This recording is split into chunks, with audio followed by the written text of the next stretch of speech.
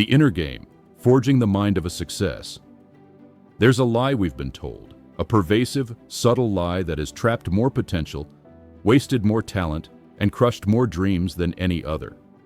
It's the lie that success belongs to a special few, that it's a lottery ticket handed out at birth, a gift of talent that you either have or you don't.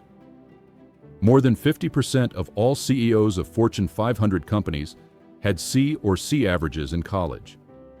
65% of all U.S. senators came from the bottom half of their school classes.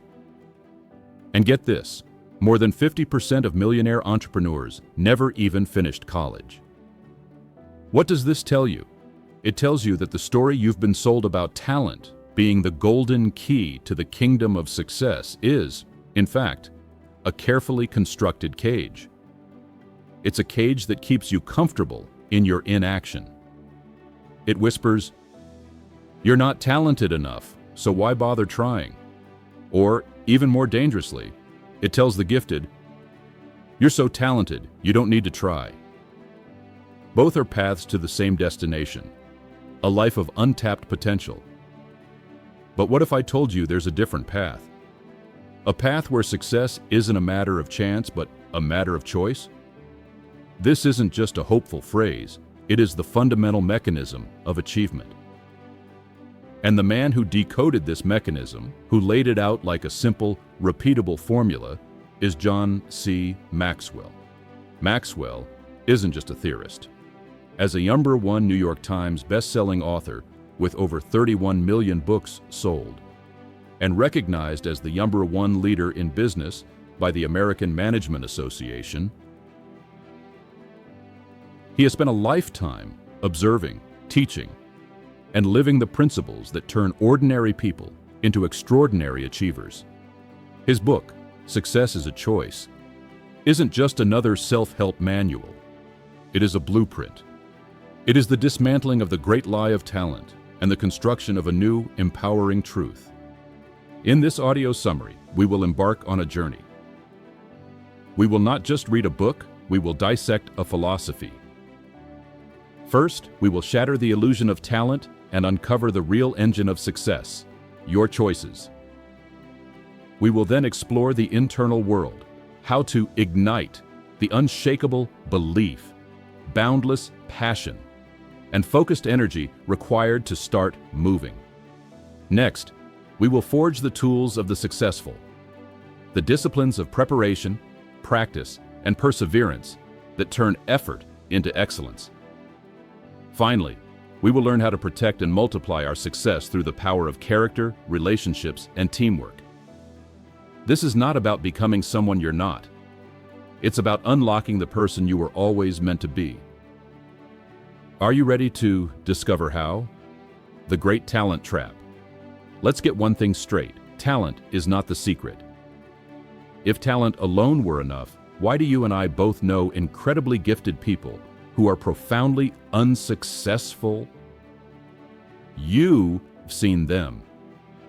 The brilliant musician playing in an empty bar, the genius artist whose canvases gathered dust, the natural athlete who never made the team.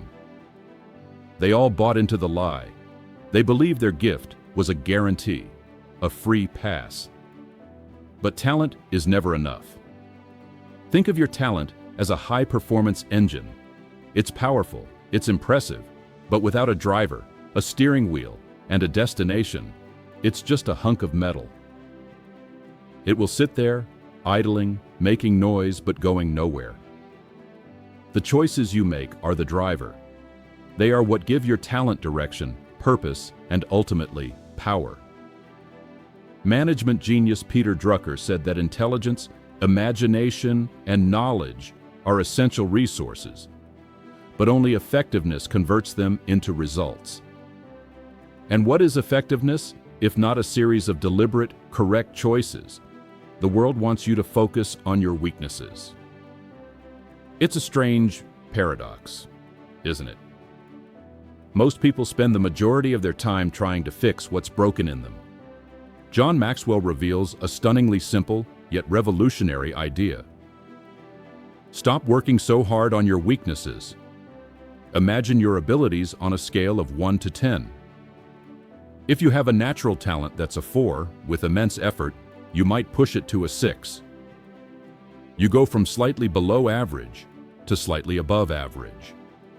A little progress, but is it life-changing? But what if you found an area where you are naturally a 7? What happens when you pour that same effort into your strength?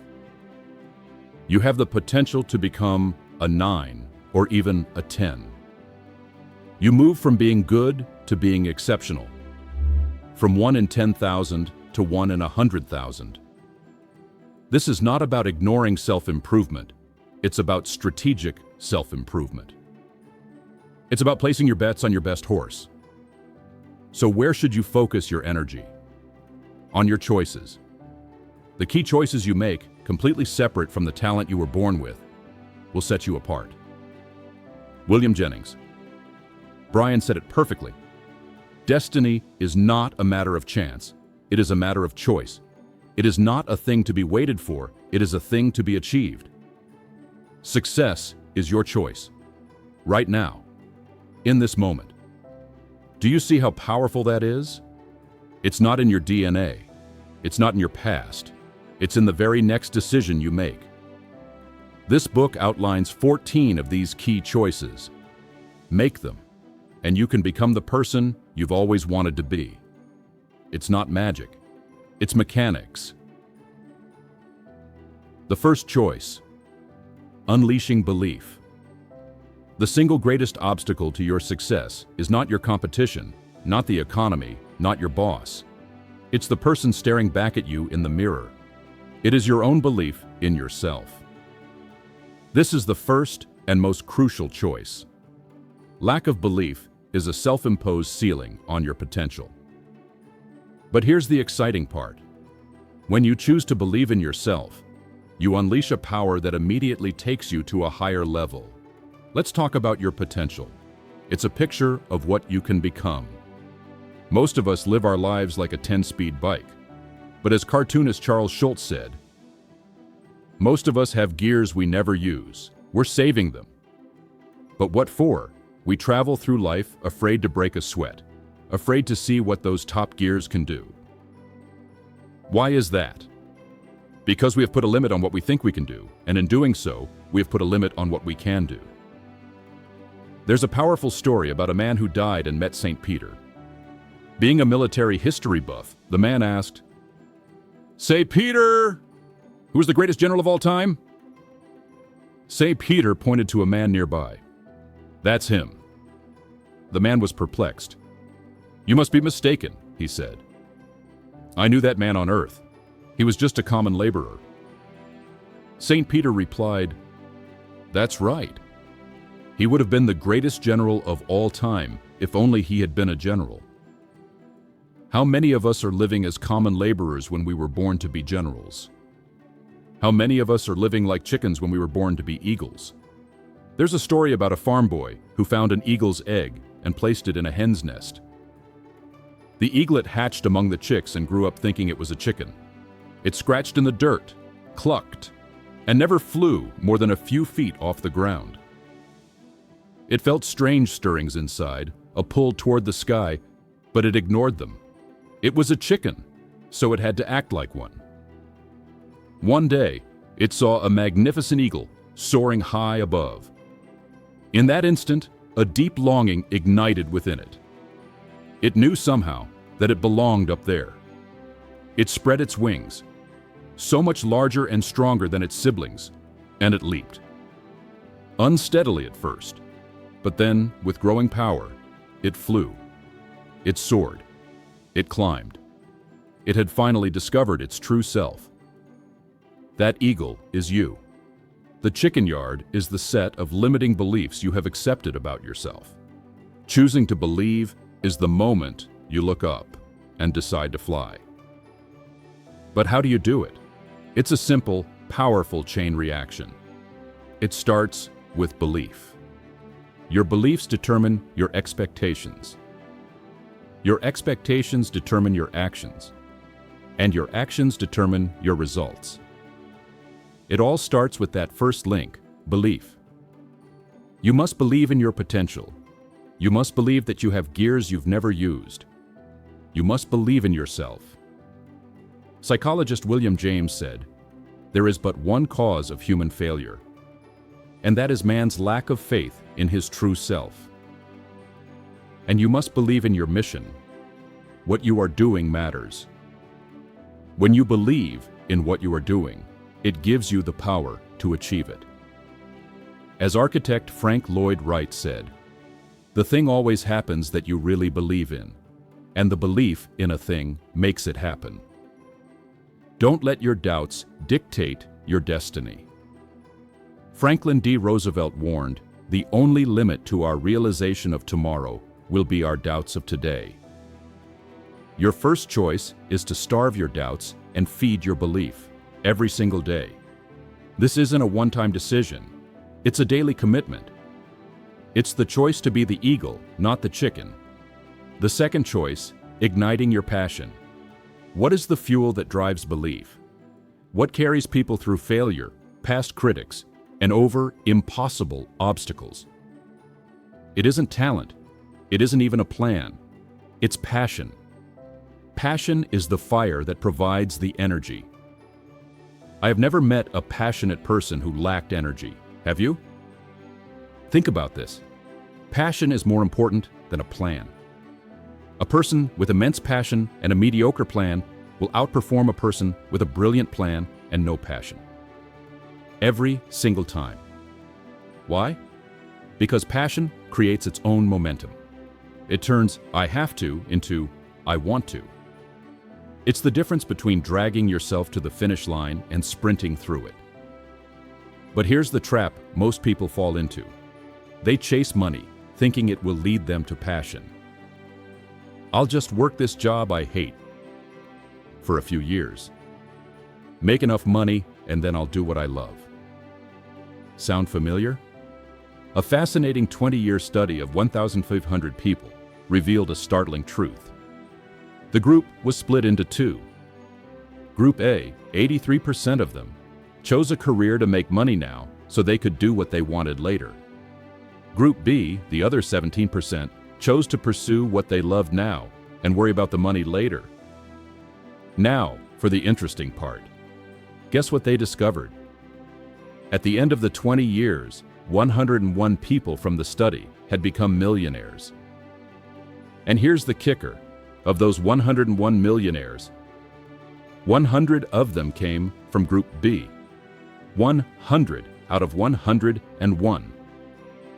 They pursued their passion, and the money followed. This proves the old saying, find something you like to do so much that you'd gladly do it for nothing. And if you learn to do it well, someday people will be happy to pay you for it. So how do you find this elusive passion? You don't find it, you uncover it. It's already there. John Maxwell suggests asking yourself 3 simple questions to unearth it. What do you sing about? What brings you so much joy that it erupts from you? What do you cry about? What injustice, what problem, what cause touches you so deeply it moves you to tears? What do you dream about? If there were no limits, what future would you build? The answers to these questions are the breadcrumbs leading to the heart of your passion. Once you find it, it becomes your why. And when your why is strong enough, the how takes care of itself. Passion increases your willpower. The secret to willpower isn't discipline. It's what Maxwell calls want power. When you want something badly enough, you find the will to achieve it. Think about the story of Socrates and the young man who came seeking knowledge. The young man was arrogant, shallow. Socrates led him into the sea and held his head underwater. The young man struggled, desperate. When Socrates finally let him up, he asked, "What did you want?" Gasping, the young man screamed, "Air! I wanted air!" Socrates replied, "When you want knowledge as much as you just wanted air, then you will get it." That is passion. That is want power. It's a non-negotiable, all-consuming need. And that kind of passion produces boundless energy. People aren't low energy, they are low passion. When you are on fire with purpose, you don't burn out. Norman Cousins said, "The greatest loss is what dies inside of us while we live." Don't let your passion die. Your second choice is to find what sets your soul on fire and then organize your life around it. The third choice, taking initiative. So you have belief, you have passion. Now what? This is where 90% of people stop. They have the engine and the fuel, but they never turn the key. The third choice, the one that separates the dreamers from the doers, is to initiate action. Every great journey begins with a single step. It's a cliché because it's fundamentally true. Successful people don't wait for perfect conditions. They don't wait for all the stoplights to turn green. They don't wait for their fear to disappear. They know a secret that others don't. Momentum is their best friend. An object at rest stays at rest. An object in motion stays in motion. The hardest part is getting started. But once you start moving, things get easier. Problems start to solve themselves. Think about this. Action is the ultimate cure for fear.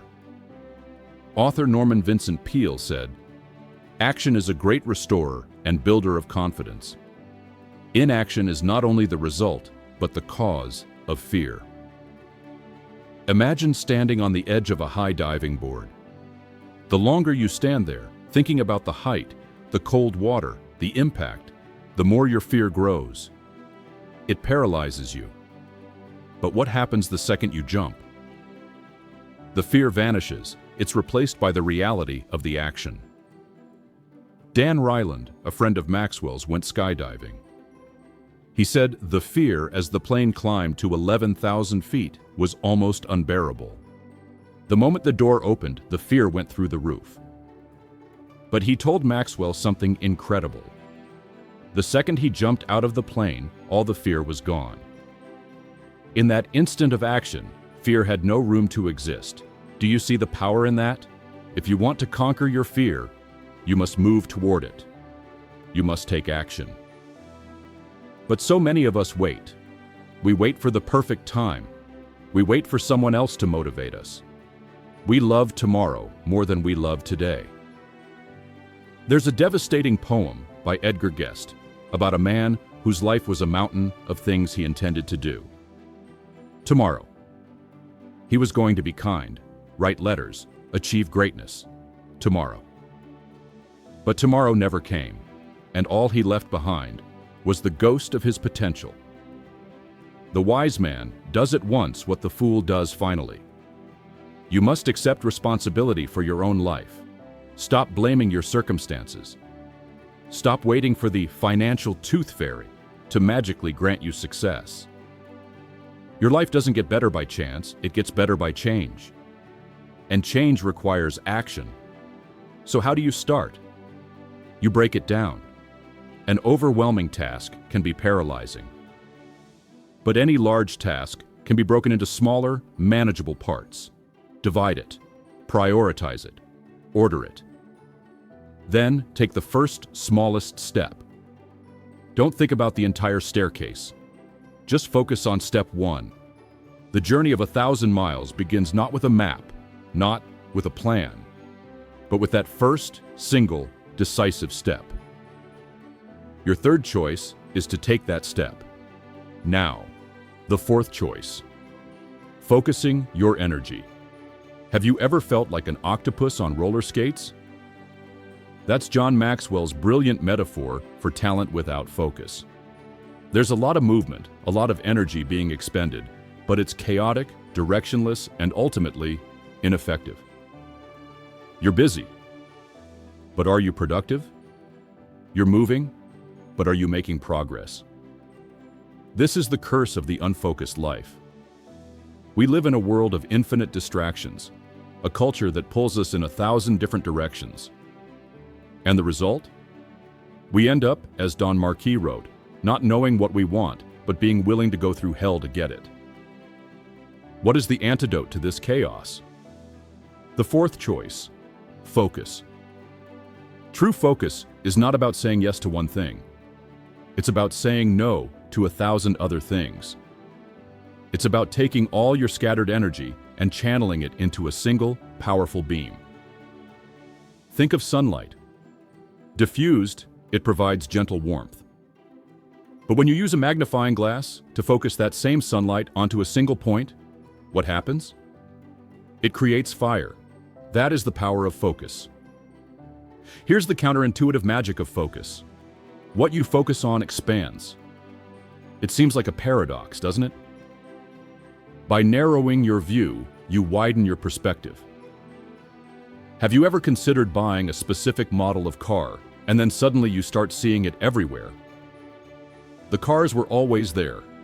Your focus changed, and it expanded your awareness. The same is true for opportunities. When you focus on your goal, you start to see pathways and possibilities that were invisible to you before. Focus gives you energy. Attempting to do everything is just as draining as doing nothing. It saps your momentum and kills your drive. But when you have a clear, singular objective, it energizes you. The mind doesn't truly engage with achievement until it has a clear target. Think about NASA in the 1960s. They had one crystal-clear goal: put a man on the moon. For a decade, nearly all of their time, energy, and resources were focused on that single point. And what did they achieve? The impossible. So, how do we cultivate this fire-starting focus? First, you must be intentional. Make every action count. Know the difference between motion and direction. Are you just spinning your wheels, or is every turn of the wheel taking you closer to your destination? Second, stop letting yesterday hijack today. Will Rogers said, "Don't let yesterday take up too much of today." You can't drive forward if you're staring in the rearview mirror. Learn from the past, but live in the present. Your focus needs to be on the only time you have any control over: today. And here's the most critical part of focus. Focus on your strengths, not your weaknesses. We talked about this before, but it bears repeating because it is the cornerstone of effective focus. Trying to build a life on your weaknesses is like trying to build a skyscraper on sand. Focusing on your strengths is like building on solid rock. There's a story about a farmer who was arguing with his wife. She wanted to build the house first. He wanted to build the barn first. He finally said, "We have to build the barn first, because the barn will build the house and the garage and everything else." Your strengths are your barn. They are your primary asset. Invest in them. Focus on them. And they will build everything else in your life. Your fourth choice is to put away the shotgun of scattered effort and pick up the rifle of focused intention. The fifth choice, valuing preparation. What separates spectacular achievement from spectacular failure? It's not talent, it's not luck. It's something far less glamorous, something that happens behind the scenes when no one is watching. It is unspectacular preparation.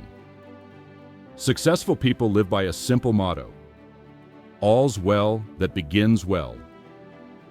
And beginning well is all about preparation. Being unprepared doesn't just put you at a disadvantage, it puts you out of position. And when you're out of position, you lose. Why do so many people fail to prepare? Because they don't see the immediate reward. It's hard work. It requires discipline. It's often boring. But here's the secret. Every minute spent in preparation saves 10 in execution. Think about that ratio, 1 to 10. For every hour you spend preparing, you save 10 hours of fumbling, fixing mistakes, and backtracking.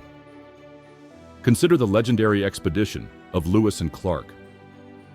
In the early 1800s, Meriwether Lewis was tasked by President Thomas Jefferson to explore the uncharted American West. The journey was perilous. Brutal weather, hostile territories, unknown dangers. How did Lewis prepare? He didn't just pack some bags. He spent months in Philadelphia studying botany, zoology, and celestial navigation with the top scientific minds of the day. He meticulously planned for every conceivable contingency. The result? Despite unimaginable hardships, he lost only one member of his party.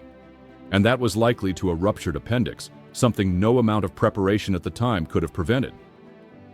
His preparation positioned his talent, his courage, and his team for success.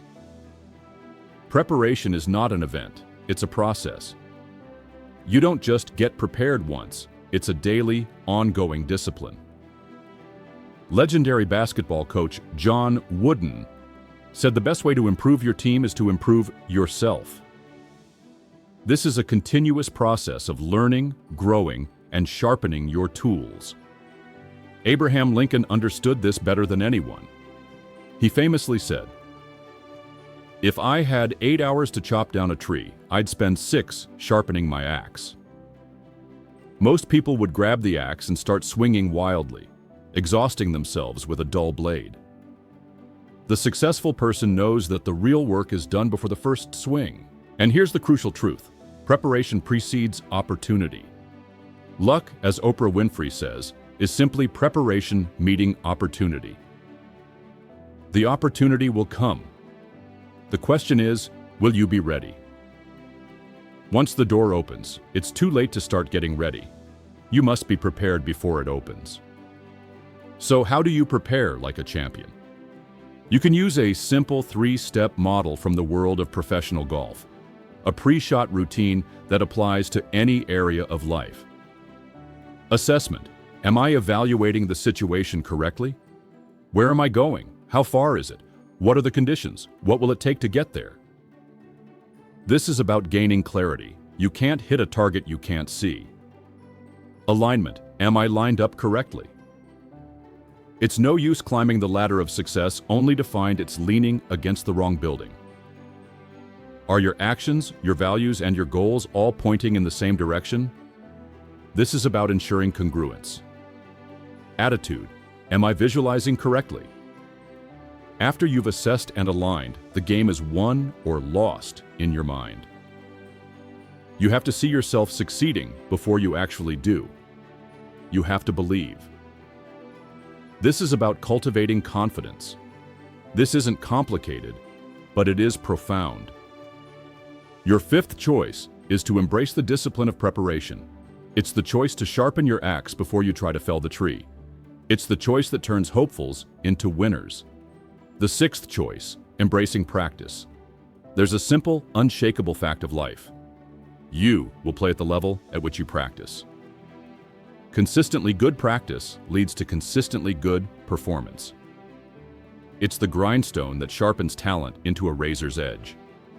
There's a myth about highly talented people, that they're just naturals, that it all comes easy to them. This is a comforting lie for those who don't want to put in the work. The truth is, no one reaches their potential without being willing to practice their way there. What truly lifts successful people above the crowd?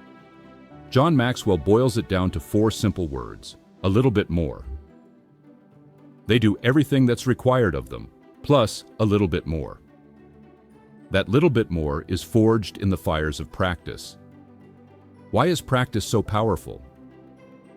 First, practice enables development. It's how we grow. It's how we turn theory into skill. When he was 15, basketball great Bill Bradley was told by a coach, "Just remember that if you're not working at your game to the utmost of your ability, there will be someone out there, somewhere with equal ability, who will be working to the utmost of his ability.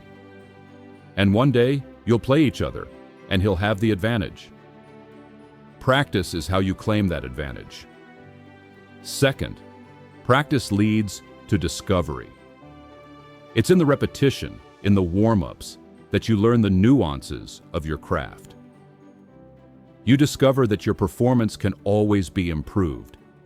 You learn that small, consistent gains compound over time. Like, into rest, into massive results, and you discover the price that must be paid to reach the next level. As screenwriter Sidney Howard said, "One half of knowing what you want is knowing what you must give up before you get it." Practice reveals that price. But here is the crux of it all. Practice demands discipline. It is a choice, not a condition. It has nothing to do with your talent and everything to do with your will. And something incredible happens when you embrace this discipline. The harder you work, the harder it becomes to surrender. You build up an investment of effort that you are unwilling to squander. Aristotle said, "We are what we repeatedly do." Excellence, then, is not an act, but a habit. And that habit is born, nurtured, and perfected in practice. So what does excellent practice look like? Maxwell identifies 5 pillars. An excellent teacher or coach. You cannot see the picture when you are inside the frame. You need someone who can guide you, correct you, and inspire you. Your best effort. You cannot push anyone up a ladder unless they are willing to climb. You must bring your all to every session. A clear purpose. Practice without a goal is just exercise. Your purpose should always be improvement leading to excellence. The greatest potential. Practice in the area of your greatest strength. It's easier and far more effective to train people in the area of their greatest potential. The right resources. Even the most talented person with the best coach is useless without the right tools. General Patton's tanks were just metal boxes without gasoline. Ensure you are properly equipped. Remember the 4 words: a little bit more, a little extra effort, a little extra time, a little extra help, a little extra change. That is the formula. Quality, as one hotelier put it, is a race with no finish line. Your 6th choice is to run that race every single day. The choice to practice. The 7th choice, embodying perseverance. Talent gives you a head start. Practice sharpens your skills. But what happens when you hit the wall? What happens when you're tired, discouraged, and every fiber of your being is screaming at you to quit? This is the moment that defines you. And in this moment, there is only one quality that matters. It's not talent, it's not time. It is perseverance. It is the choice to finish. Playwright Noel Coward put it bluntly. Thousands of people have talent. The one and only thing that counts is, do you have staying power? Talent provides the hope for accomplishment, but it is perseverance that guarantees it. So many people think things through. Very few are willing to follow through. What is the true nature of perseverance? First, it means succeeding because you are determined to, not because you are destined to. Green Bay Packers coach Vince Lombardi said the difference between a successful person and others is not a lack of strength or knowledge, but a lack of determination. It's the "I will either find a way or make one" attitude of Hannibal crossing the Alps. It's the decision to fight until hell freezes over and then fight on the ice. Second, you have to understand that life is not one long marathon. That's a discouraging thought. It's actually a long series of shorter races, one after another. Your job isn't to win the marathon today. Your job is to win today's race, and then get up tomorrow and win the next one. This is how Christopher Columbus discovered the New World. His journal, Day After Day Through Storms and the Threat of Mutiny, said the same thing. Today, we sailed on. He just kept winning the short race of that day. Success consists of a series of little daily victories. And here's something crucial to understand. Most of life's greatest rewards are hiding just past the point where you want to give up. Thomas Edison claimed, "Many of life's failures are people who did not realize how close they were to success when they gave up." Imagine running a race and stopping 1 foot before the finish line. The result is the same as if you never started. It's the last step that counts the most. Perseverance is not about never getting tired. It's what you do when you get tired. For successful people, fatigue is not a signal to quit. It's a signal to dig deeper. It's about quitting not when you're tired, but when the gorilla is tired, when the task is done. So what are the enemies of this vital quality? First, a lifestyle of giving up. If you have a habit of quitting, you must break it. Second, the wrong belief that life should be easy. It's not. Expect failure, expect setbacks, and see them not as stop signs, but as opportunities to refocus and recommit with even more determination. Third, the wrong belief that success is a destination. The moment you think you've arrived, you start to slide backwards. Complacency is the success disease. How do you build this muscle of perseverance? You must find your purpose. Persistence is just stubbornness with a purpose. Your why will carry you through anyhow. Eliminate excuses. It is easier to move from failure to success than it is from excuses to success. And develop stamina, not just physical, but mental and emotional stamina. The will must be stronger than the skill. Your seventh choice is to embody perseverance. It's the choice to sail on, no matter the storm. The eighth choice, demonstrating courage. We tend to think of courage as something reserved for soldiers on the battlefield or firefighters rushing into a burning building. But this is a narrow view. C.S. Lewis wrote that courage is not just one of the virtues, but the form of every virtue at its testing point. You can do nothing of value in this life without courage. And why is it so essential for success? Because as Sidney Smith said, a great deal of talent is lost to the world for want of a little courage. When is your courage tested? It's tested every single day. It's tested when you have to seek a truth about yourself that you know will be painful. The truth that makes us free is often the truth we'd rather not hear. It takes courage to stand up and speak, but as Winston Churchill noted, it also takes courage to sit down and listen. Your courage is tested when change is needed, but staying where you are is more comfortable. Greatness is born from the courage to escape old ideas and comfortable routines. It's about being willing to give up who you are for who you could become. The opposite of courage is not cowardice, it is conformity. Your courage is tested when your convictions are challenged. The moment you stand for something, someone will take a shot at you. Ralph Waldo Emerson warned that whatever course you choose, there is always someone to tell you you are wrong. It takes bravery to hold your course. And your courage is tested when being out front makes you an easy target. Leaders and innovators are always ahead of the crowd, and that can be a lonely and vulnerable place. So where does this courage come from? Are some people just born with it? No. Courage is a choice, and it can be developed. How? First, look for courage inside, not outside of yourself. It starts with an internal decision to move forward in the face of fear.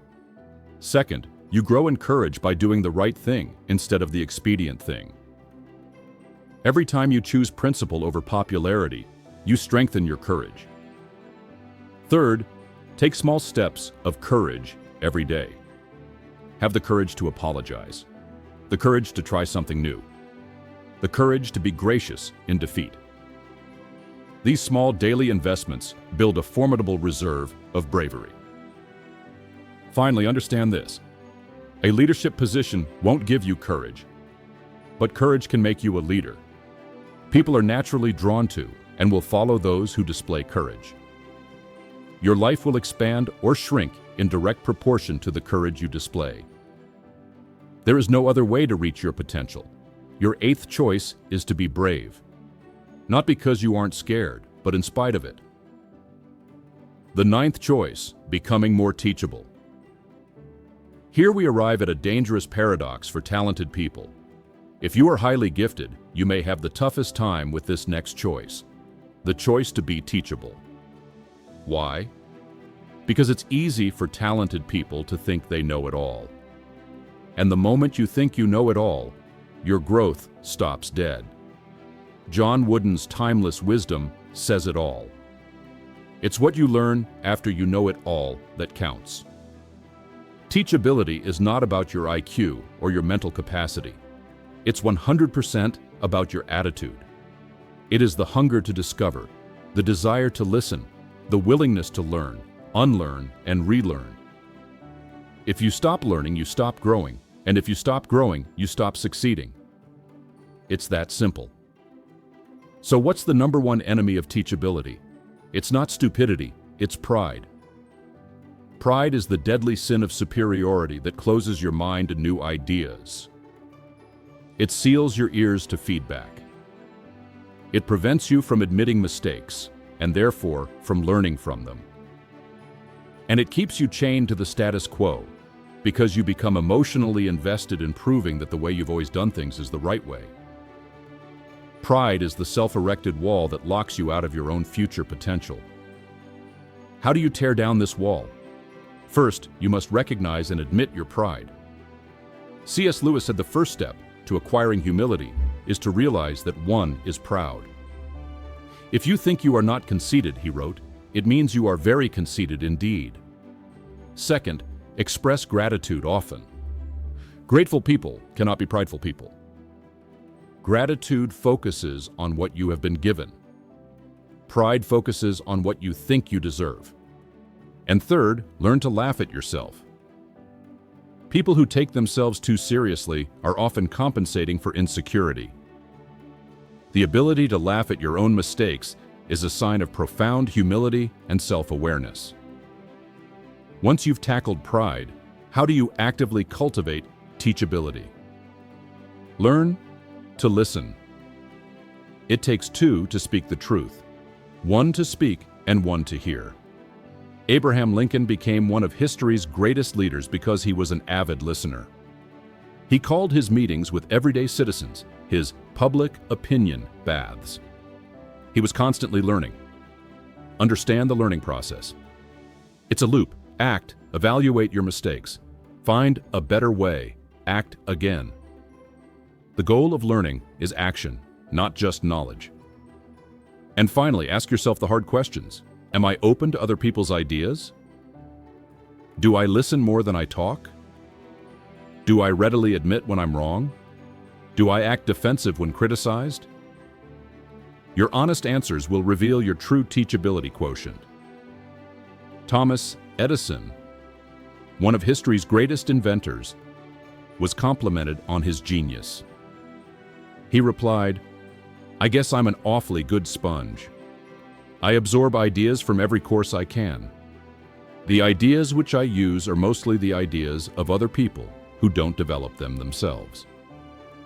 He wasn't a genius inventor, he was a genius learner. That is the choice before you now. Your ninth choice is to remain a student, always. The 10th choice, building unshakable character. We have arrived at the foundation, the bedrock upon which all lasting success is built. Many people with talent make it into the spotlight. Very few stay there. What is the invisible force that causes so many to topple? It is the absence of strong character. You can never, ever climb beyond the limitations of your character. Talent is what people see. It's the 15% of the iceberg that is visible above the water. Character is the 85% that lies below the surface, unseen but immensely powerful. It's what you do when no one is watching. It's how you handle failure and success. The greater your talent, the more massive your character must be below the surface to support it. If you are top-heavy with talent and have a toothpick of character, you will inevitably capsize. What are the components of this unseen foundation? Self-discipline, the ability to do what is right, especially when you don't feel like it. The first and greatest victory is to conquer the self. Golf legend Bobby Jones was a master of the game at 14, but he didn't master himself and his volcanic temper until he was 21. Only then did he become a true champion. Core values. These are the principles you live by. They are your internal compass. The man who has no inner life, said one philosopher, is a slave to his surroundings. Your values give you the freedom to navigate any storm. A sense of identity. You must answer the question, who am I? You cannot consistently behave in a way that is inconsistent with how you see yourself. If your identity is secure, your actions will be stable. Integrity. This is the alignment of your values, thoughts, feelings, and actions.